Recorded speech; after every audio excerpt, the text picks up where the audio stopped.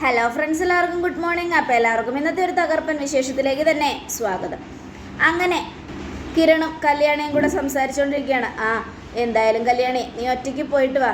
എന്താ കിരണേട്ട ഇത്? കിരണേട്ടനില്ലാതെ ഞാൻ എവിടെയും പോയിട്ടില്ല. അങ്ങനെയുള്ളപ്പോൾ ഞാൻ എങ്ങനെ ഒറ്റയ്ക്ക് പോകുന്നേ? മോളൂ, ഞാൻ പറഞ്ഞല്ലോ, ഇത്തിരി സൈറ്റിൽ തിരക്കുണ്ട്. അതില്ലായിരുന്നെങ്കിൽ കിരണേട്ടനും കൂടെ വന്നാനായിരുന്നു. ഇപ്പം എന്ത് ചെയ്യാനാ? നമുക്കവിടെ പോയല്ലേ പറ്റൂ. നമ്മളെ വിശ്വസിച്ച് ജോലി ഏൽപ്പിക്കുന്നവരുടെ മുൻപിൽ നമ്മൾ അവരെ വിശ്വാസം ഇല്ലാണ്ടാക്കരുത്. അതുകൊണ്ടാണ് ഞാൻ പോകണമെന്ന് തീരുമാനിച്ചത്. പിന്നെ ഹരിയേട്ടൻ മാത്രം പോയാൽ മതിയായിരുന്നെങ്കിൽ ഞാനും മോളുവിൻ്റെ കൂടെ വന്നാനെ. എന്നാലും അത്രയും ദിവസം കിരണേട്ടനെ പിരിഞ്ഞിരിക്കുക എന്നൊക്കെ പറയുന്നത് ഭയങ്കര സങ്കടമുള്ള കാര്യമാണ്. പിന്നെ പിരിഞ്ഞിരിക്കാം. ഈ കല്യാണം കഴിഞ്ഞ് പരസ്പരം സ്നേഹമില്ലാത്തവർ, അത് അവരുടെ മനസ്സിൽ സ്നേഹം ഉണ്ടോ എന്ന് അറിയാൻ വേണ്ടിയുള്ള പിരിഞ്ഞിരിക്കില്ല. ഇതിപ്പോൾ നമുക്കിടയിൽ അങ്ങനെയൊന്നും ഉണ്ടായിട്ടില്ലല്ലോ കിരണേട്ട. പിന്നെ എങ്ങനെയാണ് കിരണേട്ട നമ്മൾ തമ്മിൽ പിരിഞ്ഞിരിക്കുന്നത്?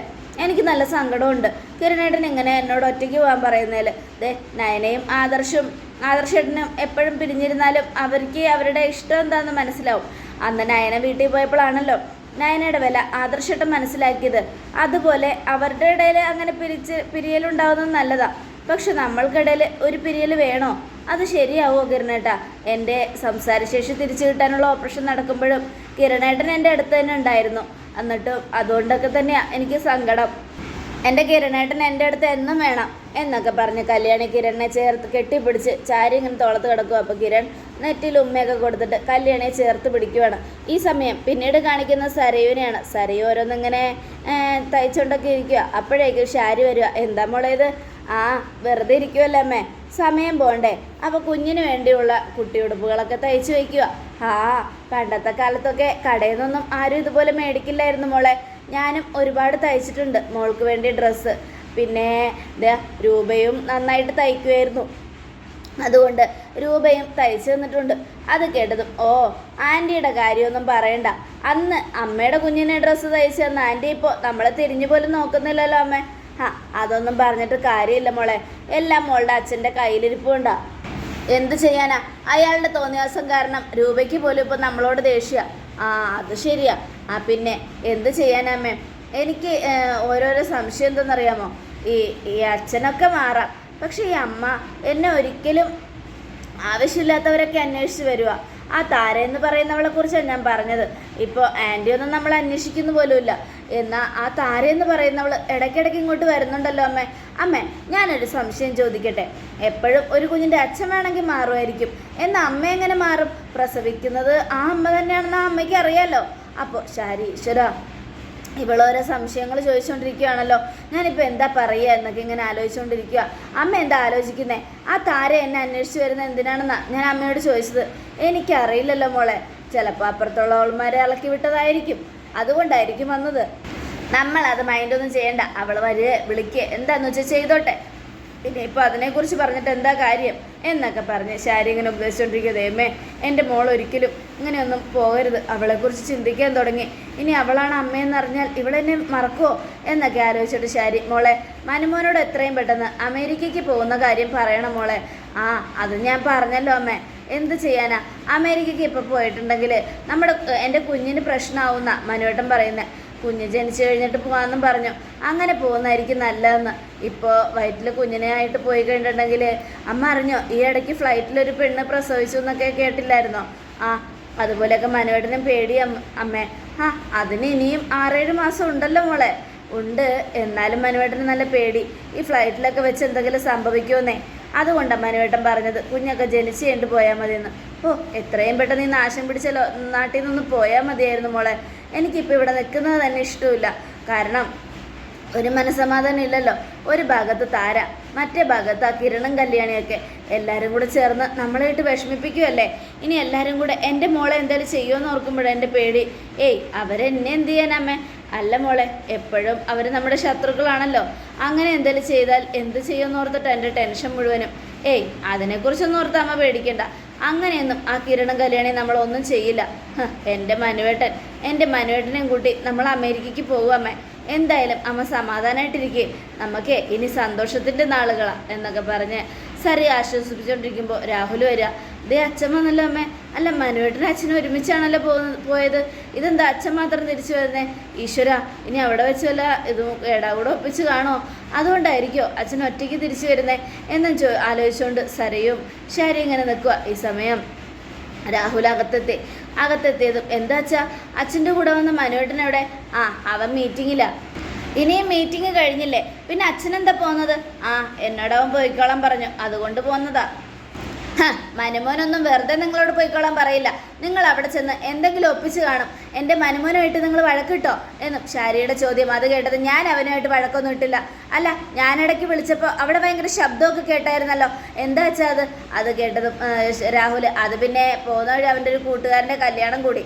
ആ കല്യാണം കൂടിയപ്പോഴാണ് മോള് വിളിച്ചത്. അവിടെ വെച്ചാൽ ശബ്ദമൊക്കെ കേട്ടത്. എന്തായാലും കല്യാണ വീട് എന്ന് ഇറങ്ങിയപ്പോൾ മനുമോൻ എന്നോട് പറഞ്ഞ് പോയിക്കോളാൻ. പിന്നെ അവനിപ്പോൾ ഒരു ബിസിനസ് മീറ്റിങ്ങിലാണ്. കുറേ ആൾക്കാർ വന്നിട്ടുണ്ട്, മദാമ്മമാരും ഉണ്ട്. ഓ, മദാമ്മയുടെ പേര് പറഞ്ഞ് അച്ഛനെന്താ എന്നെ ഇളക്കി വിടുവാണോ? എൻ്റെ മനുവേട്ടനെതിരെ എന്നെ തിരിക്കാൻ നോക്കുവാണോ? ഒരു കാര്യം ഞാൻ പറഞ്ഞേക്കാം, മദാമ്മയല്ല ലോകസുന്ദരി വന്നാലും എനിക്ക് പേടിയൊന്നുമില്ല. എൻ്റെ മനുവേട്ടന് എന്നെ കഴിഞ്ഞിട്ടേ വേറെ ആരും ഉള്ളൂ. എന്നെ വിട്ട് എൻ്റെ മനുവേട്ടൻ വേറൊരു പെണ്ണിൻ്റെ മുഖത്ത് പോലും നോക്കില്ല.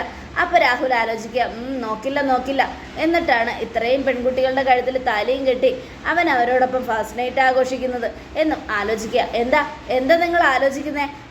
ഒരു കാര്യം ഞാൻ പറഞ്ഞേക്കാം, നിങ്ങളുടെ സ്വഭാവം നിങ്ങൾ മനുമോനായിട്ട് വയ്ക്കേണ്ട, മനസ്സിലായല്ലോ? നിങ്ങൾ ഓരോന്ന് പറയുമ്പോൾ എൻ്റെ മനുമോനെ എന്തുമാത്രം വിഷമിക്കുന്നുണ്ടെന്ന് ഞങ്ങൾക്ക് നന്നായിട്ട് അറിയാം. അതുകൊണ്ട് കൂടുതലൊന്നും പറയാൻ നിൽക്കണ്ട എന്നൊക്കെ പറയണത് കേട്ടത്. ശരി, നീ പറയുന്നത് മുഴുവനും പരിധി വിട്ടാ. ഞാൻ ഒരുപാടായി സഹിക്കുന്നു. ഇനിയും നീ ഇങ്ങനെയൊക്കെ സംസാരിച്ചാൽ ചിലപ്പോൾ എനിക്ക് ചില കാര്യങ്ങൾ തീരുമാനിക്കേണ്ടി വരും. ഇല്ലെങ്കിൽ ഞാൻ നിന്നെ കടിച്ചു കീറും. വാടോ വാ, താനെന്നെ കടിച്ചു കീറാൻ വാ. താനെന്നെ കടിച്ചു കീറാൻ വരുമ്പോൾ തനിക്ക് എന്താ സംഭവിക്കാൻ പോകുന്നതെന്ന് ഞാൻ പറയേണ്ട ആവശ്യമില്ല. ചെയ്ത് കാണിക്കും ഞാൻ എന്നും പറയുക. ഇത് കേട്ടതും നിങ്ങൾ തമ്മിലൊന്ന് വഴക്കിടാതിരിക്കേ. അച്ഛാ സത്യം പറ, മനുവേട്ടൻ എവിടെ? അച്ഛൻ മനുവേട്ടനായിട്ട് വഴക്കിട്ടോ? ഇല്ലെന്ന് ഞാൻ പറഞ്ഞില്ലേ. ഞാൻ എന്തിനാ അവനുമായിട്ട് വഴക്കിടുന്നേ? മീറ്റിംഗ് ഒക്കെ കഴിഞ്ഞ് കല്യാണമൊക്കെ കൂടി കഴിഞ്ഞപ്പോൾ അവനിങ്ങോട്ട് പോന്നോളാൻ പറഞ്ഞു. അവനവിടെ കുറച്ചും കൂടെ ബിസിയാണെന്ന്, അതുകൊണ്ട് ഞാൻ പോകുന്നതാ. ഇല്ലെങ്കിൽ ഞാൻ അവിടെ തന്നെ നിന്നാനായിരുന്നു. പിന്നെ അവൻ വരാൻ വൈകുമെന്നും പറഞ്ഞു, ചിലപ്പോൾ ഇന്ന് വരാൻ പറ്റില്ല എന്നും പറഞ്ഞു, അതുകൊണ്ടാണ് പോകുന്നത് എന്നൊക്കെ രാഹുൽ പറയുകയാണ്. ഈ സമയം എന്തായാലും ഇവിടം വിട്ടൊന്ന് പോയാൽ മതിയായിരുന്നു. അവനെ ഏതെങ്കിലും ഒരു ലോകസഭയുടെ തലപ്പത്ത് കയറ്റി ഇരുത്തേണ്ടതായിരുന്നു. അങ്ങനെ കയറ്റി ഇരുത്തിയിരുന്നെങ്കിൽ അവിടെ ഇഷ്ടംപോലെ പെണ്ണുങ്ങളും ഉണ്ടല്ലോ. അതാവുമ്പോൾ അവന് ഈസിയാവും. പെണ്ണുങ്ങളുണ്ടെങ്കിൽ എന്താ, എൻ്റെ മനുവേട്ടന് ഒരു കുഴപ്പമില്ല. എൻ്റെ മനുവേട്ടൻ എത്ര പെണ്ണുങ്ങളുടെ നടുവിലിരുന്നാലും എന്നെ അല്ലാതെ എൻ്റെ മനുവേട്ടൻ നോക്കില്ല. അത് കേട്ടതും നിൻ്റെ വിശ്വാസം നിന്നെ രക്ഷിക്കട്ടെ മോളെ എന്നും പറഞ്ഞ് രാഹുൽ അങ്ങ് പോവുക. അത് കേട്ടതും ശാരി, അയാൾ പറയുന്നൊന്നും കാര്യമായിട്ട് എടുക്കട്ടെ മോളെ, അയാൾ എന്താന്ന് വെച്ചാൽ പറഞ്ഞോട്ടെ. മനുമോൻ ഒരു പാവമാണ്. അവനെപ്പോലെ ഒരു മരുമോനെ കിട്ടിയതിന് ഞങ്ങൾ പുണ്യം ചെയ്യണം. പക്ഷെ എന്നിട്ടും അവൻ്റെ വില മനസ്സിലാക്കാതെ ഇയാൾ ചെയ്തു കൂട്ടുന്നൊന്നും ഇയാൾക്ക് തിരിച്ചടിയായിട്ട് വരും. മോള് നോക്കിക്കോ, മോള് വിഷമിക്കണ്ട. എന്നാൽ ഈ മനുവേട്ടനത് എവിടെയാണ് അമ്മ പോയത്? എത്ര നേരമായി ഞാൻ വിളിക്കുന്നു, ഒന്ന് ഫോൺ പോലും എടുക്കുന്നില്ല. മോളെ, ബിസിനസ് സമയത്ത് ഇങ്ങനെ വിളിച്ച് ബുദ്ധിമുട്ടിക്കരുത്. അങ്ങനെ ചെയ്താൽ അതെ നാളെ മോൻ്റെ ജോലിയെ ബാധിക്കും. അതുകൊണ്ടാണ് അമ്മ പറയുന്നത്. ശരി അമ്മ എന്നൊക്കെ പറഞ്ഞ് സരി ഇങ്ങനെ ഇരിക്കുക. ഈ സമയം മനോഹറിനെയാണ് കാണിക്കുന്നത്. കയ്യിൽ മുല്ലപ്പൂവൊക്കെ ചുറ്റി മുല്ലപ്പൂ മണത്തുകൊണ്ട് മനോഹർ ഇങ്ങനെ ഇരിക്കുകയാണ് നിഷയും കാത്ത്. അപ്പോൾ ദൈവമേ, അവളെ കാണുന്നില്ലല്ലോ. മറ്റവൾ വിളിക്കുന്നതിന് മുമ്പ് അവൾ വന്നാൽ മതിയായിരുന്നു എന്നും ആലോചിച്ചുകൊണ്ട് മനോഹർ ഇങ്ങനെ മുല്ലപ്പൂ മണത്തുകൊണ്ടിരിക്കുക. അപ്പോഴേക്കും കയ്യിലൊരു ഗ്ലാസ് പാലുമായി സുന്ദരിയായി അണിഞ്ഞൊരുങ്ങി നിഷ വരികയാണ്. നിഷയെ കണ്ടതും മനോഹർ, ഇവളെ എൻ്റെ എത്രാമത്തെ ഭാര്യയാണെന്നൊന്നും അറിയില്ല, പക്ഷേ സുന്ദരിയായിട്ടുണ്ട്. എന്നെ കെട്ടുന്നവരൊക്കെ അല്ല, ഞാൻ കെട്ടുന്നവരൊക്കെ നല്ല സുന്ദരികളാണല്ലോ എന്നൊക്കെ ആലോചിച്ചുകൊണ്ട് ഇങ്ങനെ ഇരിക്കുകയാണ്. അപ്പോഴേക്കും നിഷ അടുത്തെത്തിയതും മനോഹർ ഇവിടെ ഇരിക്കുമ്പോളൂ എന്നും പറഞ്ഞുകൊണ്ട് നിഷയെ പിടിച്ച് അവിടെ ഇരുത്തുക. അപ്പം നിഷ അവിടെ ഇരുന്നു. നാണത്തോടെ ഇരിക്കുക. എന്താ മോളിൻ്റെ മുഖത്തൊരു നാണം? ഒന്നുമില്ല റോണിയേട്ടാ എന്നും നിഷ പറയണം. അത് കേട്ടതും അല്ല എന്താ മോളുടെ ആഗ്രഹം? മോൾക്ക് എന്തൊക്കെയോ എന്നോട് പറയാനുണ്ടല്ലോ. ഇല്ല റോഹിയേട്ടാ, അങ്ങനെയൊന്നും പറയാനില്ല. എനിക്ക് റോഹിയേട്ടനെ കിട്ടിയത് തന്നെ വലിയ ഭാഗ്യമാണ്. അത് കേട്ടതും അത് ശരിയാ മോളെ കിട്ടിയത് എൻ്റെയും ഭാഗ്യമാണ്. ഇതുപോലൊരു പെൺകുട്ടിയെ കിട്ടണമെങ്കിൽ ഞാനും പുണ്യം ചെയ്യണം. സത്യം പറയാലോ, എനിക്ക് ഏറ്റവും ഇഷ്ടമുള്ള ആളായിരുന്നു എൻ്റെ മാമൻ. ആ മാമൻ മരിച്ചപ്പോൾ ഞാൻ ഒരുപാട് കരഞ്ഞു. ഇനി ഒരു ആഘോഷങ്ങളും ഇല്ല എന്നൊക്കെ കരുതി. പക്ഷെ എന്ത് ചെയ്യാനാ, എൻ്റെ മോളെ കൈവിട്ട് പോകുമെന്നുള്ളൊരു പേടി കൊണ്ടാണ് ഞാൻ ഈ കല്യാണം എത്രയും പെട്ടെന്ന് നടത്തണമെന്ന് തീരുമാനിച്ചത്. എന്തായാലും ചെറിയ രീതിയിൽ ആഘോഷമാക്കിയിട്ട് ഈ കല്യാണം നടത്തിയത് മോളെ നഷ്ടപ്പെട്ടു പോകാതിരിക്കാൻ വേണ്ടിയാ. മോളോട് എനിക്ക് അത്രയ്ക്ക് ഇഷ്ടമാണ്. എനിക്കറിയാം റോഹിയേട്ടാ, എൻ്റെ റോഹിയേട്ടനൊരു പാവാ. റോഹിയേട്ടാ, എന്താ മോളു, നമ്മൾ അമേരിക്കയ്ക്ക് എപ്പോഴാണ് പോകുന്നേ? ഇതുപോലെ എൻ്റെ കൂടെ അമേരിക്കയ്ക്ക് വരാൻ ഒരുപാട് പേരുണ്ടടി എന്നും മനോഹർ ഇങ്ങനെ ആലോചിക്കണം. റോഹിയേട്ടൻ എന്താ ആലോചിക്കുന്നേ? അമേരിക്കയിലൊക്കെ ഇപ്പോൾ ഭയങ്കര മഴയും ചൂടൊക്കെ അല്ലേ മോളെ, അതുകൊണ്ട് നമ്മൾ അങ്ങോട്ട് പോയാൽ ശരിയാവില്ല. നമുക്ക് ഒരിടത്തും കറങ്ങാൻ പറ്റില്ല. അപ്പോൾ ഹണിമൂൺ ട്രിപ്പ് നമുക്ക് അമേരിക്കയിലൊന്നും വേണ്ടെന്നേ, സ്വിറ്റ്സർലാൻഡിലാക്കാം. അവിടെ ആവുമ്പോൾ നല്ല രസമായിരിക്കും കാഴ്ച കാണാൻ. അങ്ങനെ എല്ലായിടത്തും കാഴ്ച കണ്ട് സന്തോഷത്തോടെ അടിച്ചു പൊളിച്ച് റോഹിയേട്ടനോടൊപ്പം ബിസിനസ്സൊക്കെ കഴിഞ്ഞ് ബിസിനസ് മീറ്റിങ്ങിലൊക്കെ പങ്കെടുത്ത് നമുക്ക് നല്ല സന്തോഷമായിട്ട് തിരിച്ചു പോരാം. ഒരു കുഞ്ഞൊക്കെ ജനിക്കുന്നതിന് മുമ്പ് തന്നെ നമുക്ക് ആഘോഷങ്ങൾ ഹണിമൂണൊക്കെ തീർക്കാം. ഇത് കറങ്ങാനുള്ളിടത്തൊക്കെ കറങ്ങാം. ഇല്ലെങ്കിൽ ചിലപ്പോൾ കുഞ്ഞ് ജനിച്ചാൽ അതിനൊന്നും പറ്റിയില്ലെങ്കിലോ? അതെന്താ റോഹിയേട്ടാ, നമ്മുടെ കുഞ്ഞിന് ചിലപ്പോൾ അവിടുത്തെ ക്ലൈമറ്റ് ഒന്നും പിടിച്ചില്ലെങ്കിലോ? ഈ തണുപ്പും ചൂടൊക്കെ മാറി മാറി കൊള്ളുന്നതേ നമ്മുടെ കുഞ്ഞിനെ ബാധിക്കും. അതുകൊണ്ടാണ് ഞാൻ പറഞ്ഞത്, അങ്ങനെയൊന്നും സംഭവിച്ചാൽ അതിന് മുമ്പ് തന്നെ നമുക്ക് കറങ്ങാനുള്ളിടത്തൊക്കെ കറങ്ങിയിട്ട് വരാം. എന്താ പോരും മോളൂ? മതി എന്നും പറയുക. ഈ സമയം മനോഹറിനൊരു ഫോൺ വരിക. ഫോൺ വന്നതും കണ്ടോ ബെല്ലടിക്കുന്നേ, ഞാൻ പറഞ്ഞത് സത്യമല്ലേ? അപ്പോൾ മനോഹർ, ഈശ്വര, ഏത് ശകുനം മുടക്കിയാണാവോ വിളിക്കുന്നത് എന്നും ആലോചിച്ചുകൊണ്ട് അവിടെ നിന്ന് ഇങ്ങനെ ഇരിക്കുക. അപ്പോഴേക്കും നിഷ ഫോൺ എടുക്കാൻ പോകുമ്പോൾ മനോഹർ, വേണ്ട മോളവിടെ ഇരുന്നോ, റോഹിയേട്ടനെടുത്തോളാം എന്നും പറഞ്ഞ് ഫോൺ എടുത്തോണ്ട് മനോഹർ നിഷയെ നോക്കുക. അതെ, ഒരു മിനിറ്റ്, ഏതോ ഇമ്പോർട്ടൻ്റ് കോളാന്ന് തോന്നുന്നു, ഞാൻ ഇപ്പോൾ വരാവേ, മോൾ ഇവിടെ ഇരുന്നോ, ഇല്ലെങ്കിൽ ഉറങ്ങിക്കോ. അത് വേണ്ട, റോഹിയേട്ടൻ വന്നിട്ട് ഞാൻ ഉറങ്ങുന്നുള്ളൂ. എന്നാൽ ശരി എന്നും പറഞ്ഞ് മനോഹർ അത് ഫോണും കൊണ്ട് താഴെ കൂടുക. ഈശ്വര, ഈ ശകനം മുടക്കി തന്നെയാണല്ലോ വിളിക്കുന്നത്. ഇവൾക്കൊന്നും പാതിരാത്രി ഉറക്കമില്ലേ? ഇവളെന്തിനാ എന്നെ ഇപ്പോൾ വിളിച്ചുകൊണ്ടിരിക്കുന്നത്? ഇവളോട് ഞാൻ പറഞ്ഞതാണല്ലോ ബിസിനസ് മീറ്റിംഗ് ഉണ്ടെന്ന്, എന്നിട്ടും വിളിക്കുക എന്നും പറഞ്ഞുകൊണ്ട് മനോഹർ മെസ്സേജ് അയക്കുകയാണ്. എന്താ, ഞാൻ പിന്നെ വിളിക്കാമെന്നും പറഞ്ഞുകൊണ്ട്. ഈ സമയം സരയും അത് വായിച്ചു. ഈശ്വര, ഇനി പിന്നെ വിളിക്കാമെന്നാണല്ലോ മെസ്സേജ് അയച്ചിരിക്കുന്നത്. ചിലപ്പോൾ എന്തെങ്കിലും മീറ്റിങ്ങിൻ്റെ തിരക്കിലായിരിക്കും. വിളിച്ച് ശല്യപ്പെടുത്തിയാൽ ചിലപ്പോൾ ദേഷ്യം വന്നാലോ? എൻ്റെ മനുവേട്ടന് അങ്ങനെ എന്നോട് ദേഷ്യപ്പെടാറൊന്നുമില്ലല്ലോ, സ്നേഹത്തോടെയല്ലേ പെരുമാറാറുള്ളൂ. അതുകൊണ്ട് എന്തായാലും സങ്കടമൊന്നുമില്ല, വരട്ടെ. പാവം, എന്തൊരു തിരക്കാണ് എൻ്റെ മനുവേട്ടന്. എപ്പോഴും ബിസിനസ്സും മീറ്റിങ്ങും കാര്യങ്ങളും, ഇങ്ങനെ ബിസിനസ് മീറ്റിങ്ങും കാര്യങ്ങളൊക്കെ ആയിട്ട് ഓടി നടന്നാൽ എൻ്റെ മനുവേട്ടന് ഒരു റെസ്റ്റും ഉണ്ടാവില്ലല്ലോ ഈശ്വര എന്നൊക്കെ ആലോചിച്ചുകൊണ്ട് സരയും ഇങ്ങനെ അകത്തേക്ക് പോവുക. ഈ സമയം പിന്നീട് കാണിക്കുന്നത് മനോഹർ തിരിച്ചെത്തി. ഞാൻ വിചാരിച്ചു വീട്ടിൽ നിന്ന് ആരെങ്കിലും വിളിക്കുകയാണെന്ന്. അല്ല മോളെ, ബന്ധുക്കളും അല്ല, വീട്ടിൽ നിന്നും അല്ല. ആരാന്നറിയില്ല, ഏതോ ഒരു റോങ് നമ്പർ. പിന്നെ ഞാനവിടെ ഫോൺ വെച്ചിട്ട് ഇങ്ങ് പോന്നു. എന്തായാലും മോള് പറ, ബാക്കി കാര്യങ്ങൾ പറ. മോളുടെ ഇഷ്ടമൊക്കെ എന്തൊക്കെയാണ്? എനിക്ക് ഒരുപാട് ആഗ്രഹങ്ങളുണ്ട് റോഹിയേട്ടാ. എനിക്ക് ഓണമൊക്കെ വരികയല്ലേ, ഓണസദ്യ നമ്മളെല്ലാവരും ഒരുമിച്ചിരുന്ന് ഉണ്ണണമെന്ന്. അങ്ങനെ ഓണസദ്യ ഉണ്ണാൻ എൻ്റെ ഒപ്പം കുറേ പേരുണ്ട്, എല്ലാവരെയും കൂടെ നമുക്ക് ഒരുമിച്ച് വിളിക്കാം എന്നൊക്കെ മനോഹർ ഇങ്ങനെ ആലോചിക്കുക. റോഹിയേട്ടൻ എന്താ ആലോചിക്കുന്നേ? ഒന്നുമില്ല, സുന്ദരിയായ എൻ്റെ മോളോടൊപ്പം ഓണസദ്യ ഉണ്ടെന്നത് ആലോചിക്കുകയായിരുന്നു മോളെ.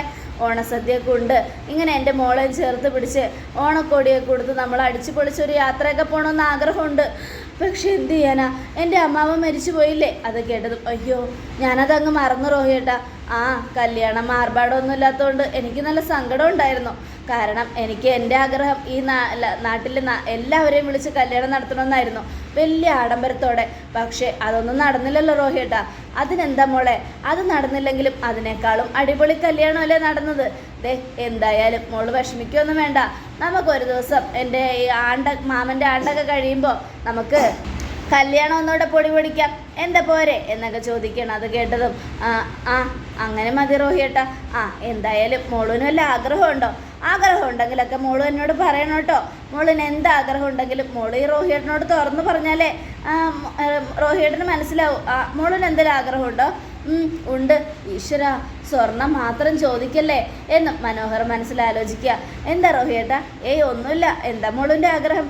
അതെ, എന്നും എപ്പോഴും മരിക്കുന്നത് വരെ മനുവേട്ടൻ എന്നോടൊപ്പം റോഹിയേട്ടൻ എന്നോടൊപ്പം ഇങ്ങനെ ചേർന്നിരിക്കണം, അതാ എൻ്റെ ആഗ്രഹം.